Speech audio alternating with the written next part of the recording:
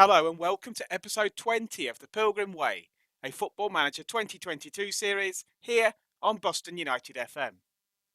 We have taken over as the new manager of Boston United in Conference North, but we're using a management model more common across Europe than in the depths of English football, where our director of football controls our transfers and contracts. Professor Jonathan Van-Tam is our technical director, providing his medical expertise. We are now a professional football club, with the board making the decision of their own accord at the end of last season. Presumably they wouldn't like to see a repeat of the playoff final loss and prefer us to have all the tools available to win the league this year. It's been a perfect start to the season as we've won all 9 league games so far. We almost didn't make it 9, but a 95th minute winner at home to Swindon Town got us the 3 points. Today we hope to make it a perfect 10 out of 10 as we visit Ebbsfleet United, the team we beat in the playoff semi-final last season. We are 5 points clear at the top of the table with 20 goals in our 9 wins and just 6 conceded. Ebbsfleet are down in 9th with 5 wins from their 9 matches. While the director of football has been paying loan fees for players previously, we have finally paid a transfer fee for a permanent signing. Miles Judd is our new first choice right back and can also play on the other side and cost around £10,000 from Tranmere Rovers.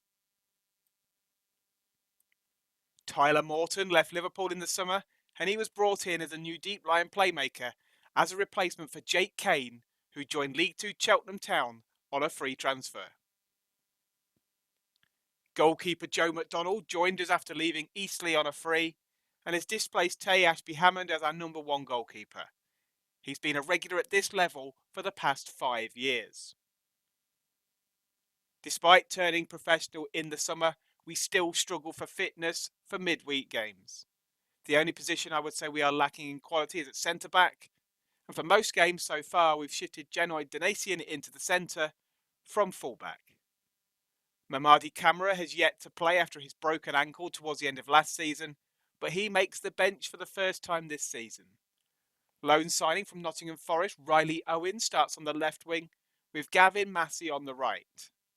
Another loan signing is the returning striker Shauna Darkwa, who we sold to Oxford United for £22,000 just a year ago. He plays alongside Dylan Gavin, a free transfer from Charlton Athletic. Gavin scored the late winner in the previous match. Players such as Emmanuel Longelo, Bailey Spencer-Adams and Daniel Phillips are still here and make the starting 11. Our main strikers Timmy Abraham and Benny Ashley-Seal miss out for fitness reasons. And it was Ebbsfleet who kicked off this match. Not a lot really happening in the first half. Ebbsfleet with the first chance, a header from a corner, but it goes over the bar. They're then coming forward just before the break in stoppage time.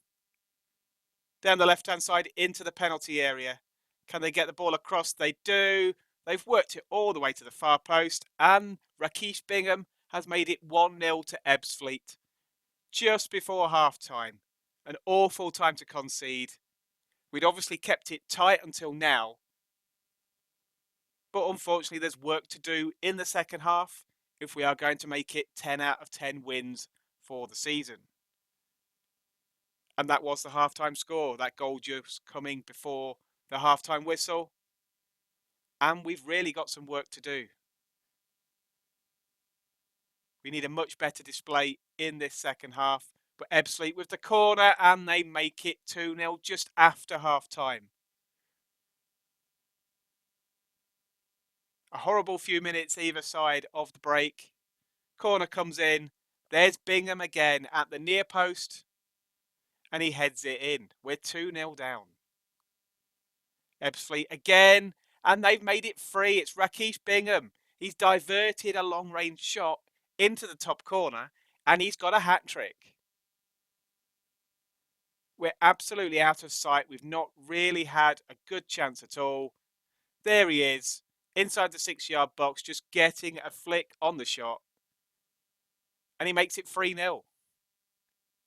We're now coming forward. There's Reece O'Reilly, the youngster. He's getting a few more games. There's Riley Owen, loan signing, gets his cross in. Reece O'Reilly got the ball, and he's got the ball in the net. That's his second goal of the season.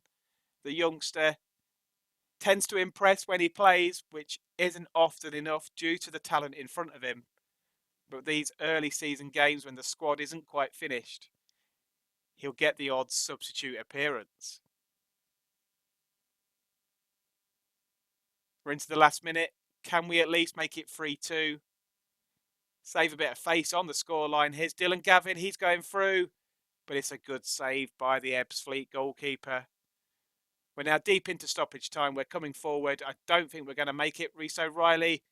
Gavin O'Reilly gets another shot, but it's saved. And here we go. Last few seconds of the match. And that's it. We lose by 3-1 away at Ebbsfleet. Our 100% record has disappeared. But winning 9 out of 10 is not exactly a bad return for a start to the season where we've turned professional for the first time since the club was in the Football League in 2007. Have to tell the players it just wasn't good enough. And over 2,000 people at Ebbsfleet saw us be defeated by 3-1, and it wasn't the performance that we really wanted. Thankfully, we stayed top after that disappointing defeat, as this was a game in hand. The whole division has now played 10 games, and we sit 4 points clear ahead of Woking. Local rivals Grimsby Town are down in 4th, with Scunthorpe United lower down in 19th. Historic rivals Kettering Town are our next opponents this coming weekend as we look to bounce back to winning ways. We'll come back for episode 21 at some point in November, which could be the match away at Grimsby Town, or an interesting FA Cup tie should we get through to the first and or second rounds. If you've enjoyed the content of this video, please don't forget to leave a like. And for more videos, please subscribe. Thank you very much for watching.